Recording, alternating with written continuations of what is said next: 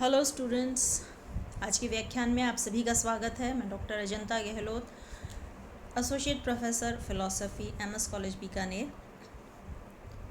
Students, इससे पूर्व के व्याख्यान में हमने सांख्य दर्शन में सृष्टि की प्रक्रिया से संबंधित उन बातों को जाना था जिसमें कि कौन सी वो अवधारणाएं हैं जो विकास वादी अवधारणा और सृष्टि जो ईश्वरवादी अवधारणाएं हैं जो इस संसार की उत्पत्ति से संबंधित हैं। उसमें हमने ये जाना था कि किस प्रकार से सृष्टि की प्रक्रिया को सांख्य दर्शन के अंदर समझाया जाता है। सांख्य दर्शन में विकास के दो रूप हमने देखे थे, जिसे प्रत्यय सर्ग या बुद्धि सर्ग और तन्मात्र सर्ग या भौतिक सर्ग कहा जाता है। बुद्धि सर्ग से बुद्धि, अहंकार, एकादश इंद्रियों की उत्पत्ति होती है, जबकि तन्मात्र सर्ग या भौतिक सर्ग से पंच महाभूत, पंच तन्मात्र आदि की उत्पत्ति होती है। हमने देखा था कि सृष्टि की उत्पत्ति में जो प्रथम तत्व उत्पन्न होता है प्रकृति और पुरुष के सहयोग से, वह बुद्धि होती है। बुद्धि के जो विशेषता है वह अध्यवसाय अर्थात निश्चयात्मक ज्ञान प्राप्त करना और अवधारण प्राप्त ज्ञान को धारण करके रखना, ये हमने देखा था। हमने बुद्धि के गुणों की भी विस्तार से वहाँ पे चर्चा की थी। आज हम देखते हैं कि सांख्य दर्शन के विकासवादी अवधारणा से सृष्टि की जब प्रक्रिया आरंभ होती है तो उसमें प्रथम तत्व बुद्धि के पश्चात द्वितीय तत्व अहंकार उत्पन्न होता है। इस अहंकार का लक्षण है अभिमान, मैं, मेरा, ये भाव ही अभिमान है। यानी यह अभिमान अहंकार की एक विशेष शक्ति होती है। इस अहंकार से तीन तरह से सृष्टि की उत्पत्ति होती है। अहंकार यानी सात्विक अहंकार, जिसे वैकृत भी कहते हैं। दूसरा राजसिक अहंकार, जिसे तेजस कहते हैं। और तीसरा तामसिक अहंकार या भूतादिक, यह नाम दिया गया है। सात्विक अहंकार में हम सभी जानते हैं कि सत्व गुण वह होता है जो प्रकाशक होता है, ज्ञानोत्पादक होता है, लाघव होता है, और इनसे उत्पन्न इंद्रियां भी यही गुण रखती हैं। क्योंकि जो सत्व गुण है उसमें विकृति आती है, इसीलिए इसको वैकृत कहते हैं। सात्विक अहंकार होता है तो इसके नाम से थोड़ी भ्रांति होती है कि अगर ये सात्विक है तो ये वैकृत क्यों कहा जाता है। यह वैकृत का मतलब विकृति आना, यानी कोई दोष आना या उसमें कोई परिवर्तन होना। दोष का मतलब कोई परिवर्तन हो जाना।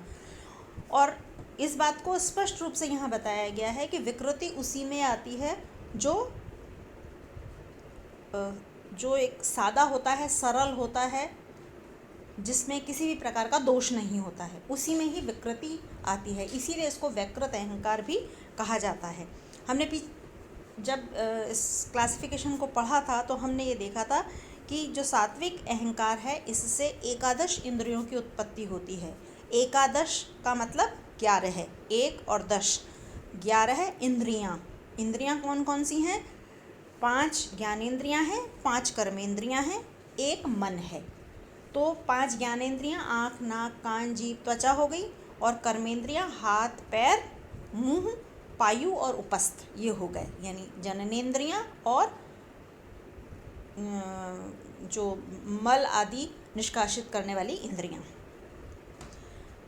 दूसरा राजस या जिसे तेजस मतलब जिसमें तेज होता है, जिसके अंदर किसी भी प्रकार की क्रिया करने की जिसमें क्षमता होती है, वह राजस अहंकार कहलाता है। इससे किसी भी तत्व की उत्पत्ति नहीं होती है।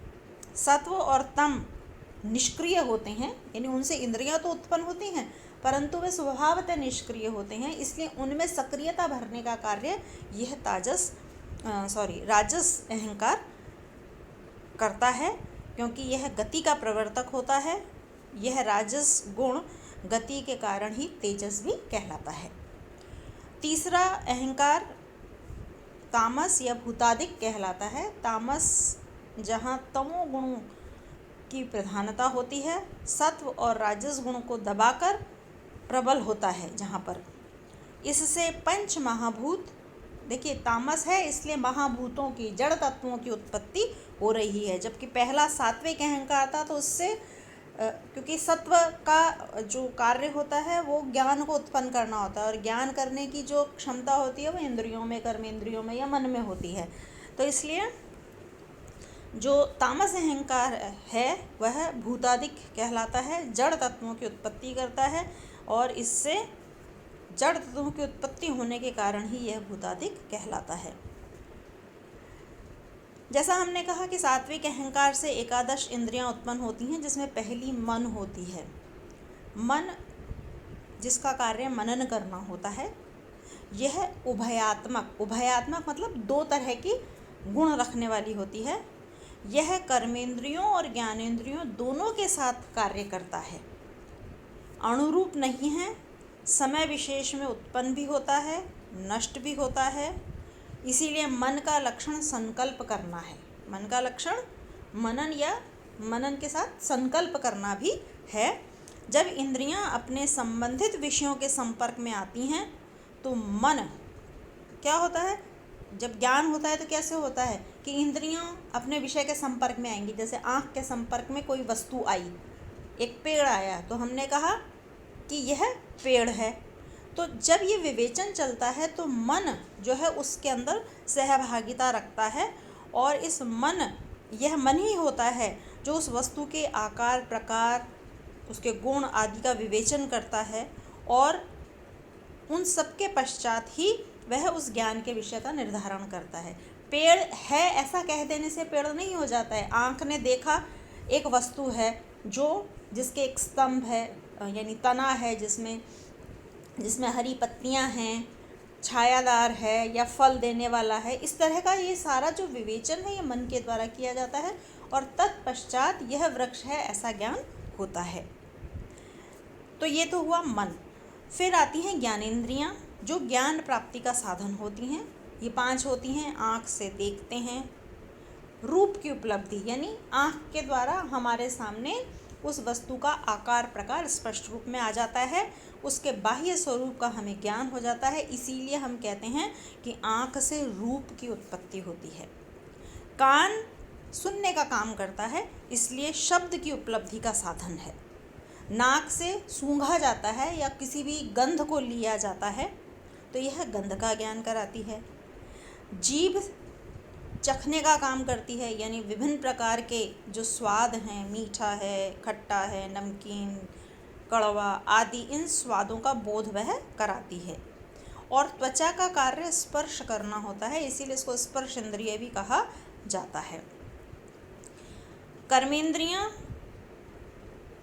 ये निकृष्ट सत्व की प्रधानता से उत्पन्न होती हैं। निकृष्ट सत्व तो है, सत्व इसलिए है क्योंकि वह उसमें ज्ञान उत्पन्न करने की क्षमता है, परंतु वह सबसे निम्न स्तर का सत्व है।